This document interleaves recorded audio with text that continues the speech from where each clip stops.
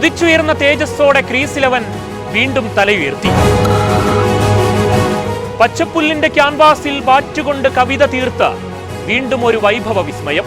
Batting പാഠപുസ്തകങ്ങളിലെ classic ശൈലിയും ആധുനിക ക്രിക്കറ്റിന്റെ നിർഭയത്വവും ചേർത്ത് സീനിയർ ടീമിൽ അവന്റെ കന്നി അർദ്ധശതകം. തുടർപരാജയങ്ങളുടെ കെട്ടകാലം കടക്കാൻ അയ്യരെന്നൊരു നായകൻ ഇവിടെ ജയിച്ചേ മതിയാകൂ.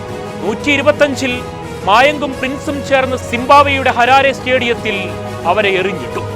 മറുപടി പറയാൻ ഇന്ത്യ ബാറ്റെടുത്തു. മുസബ്രാണി എന്നൊരു സിംബാബ്വൻ കരുത്തന് മുന്നിൽ അഭിഷേക് ഒന്ന് വിറച്ചു. എന്നാൽ ഒരറ്റത്ത് ഇന്ത്യക്കൊരു 15-കാരനുണ്ടെന്ന് സിംബാബ്വെ മറന്നു കാണും. പന്തേറുകാരുടെ ചരിത്രമൊന്നും ചികയാറില്ലെന്നത് ഒരിക്കൽ കൂടി ക്രിക്കറ്റ് ലോകം കണ്ടു. റണ്ണെടുക്കാൻ വിയർത്ത് അഭിഷേക് വീഴുമ്പോൾ നിർഭയനായൊരുത്തൻ സിംബാബ്വെക്കുമേൽ ബാറ്റിംഗ് കൊടുങ്കാറ്റ് തീർത്തു. സീനിയർ ടീമിലേക്ക് നേരമായില്ലെന്ന വിമർശനങ്ങൾ നിറഞ്ഞിരുന്നു. തുടർ വീഴ്ചകളിൽ ആ വിമർശനങ്ങൾ തീക്കാറ്റായിരുന്നു. എന്നാൽ വിദേശ മൈതാനങ്ങളിൽ വീഴാതെ വാഴാൻ അവനറിയാം. പവർ പ്ലേയിൽ സ്വന്തമാ മൈതാനത്ത് ഇന്ത്യയെ പിടിച്ചുകെട്ടാൻ സിംബാബ്വേയുടെ തീയുണ്ടകൾ പാഞ്ഞെടുത്തു. വൈഭവ തീജ്വാലയിൽ അതത്രയും നിർവീര്യമായി.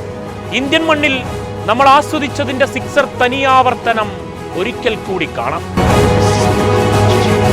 സിംബാബ്വേയുടെ വലിയ മൈതാനം അവന് മുന്നിൽ ചെറുതായ പോലെ.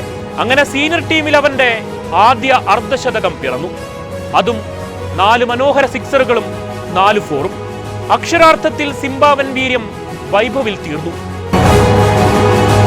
ഇഷാന്റെ 35-ഉം നായകന്റെ 28-മായി അനായാസം ഇന്ത്യ ജയഭേരി തൊട്ടു. അയ്യർക്കിതാ നായകവേഷത്തിൽ ആദ്യ ജയം. വൈഭവിൽ ഇതൊരു തുടക്കമാണ്. ഒരു വീഴ്ചയിൽ തന്നിലെ പ്രതിഭയെ അളക്കരുതെന്നൊരു മുന്നറിയിപ്പും. അത്ഭുതങ്ങളുടെ പിറവിയിൽ ഇനിയും ഇങ്ങനെ കണ്ടു തീർക്കാൻ അവൻ ചിലത് ബാക്കി വയ്ക്കും. നീണ്ടൊരു സുവർണ കാലത്തേക്കുള്ള യാത്രയുടെ തുടങ്ങുകയാണ്.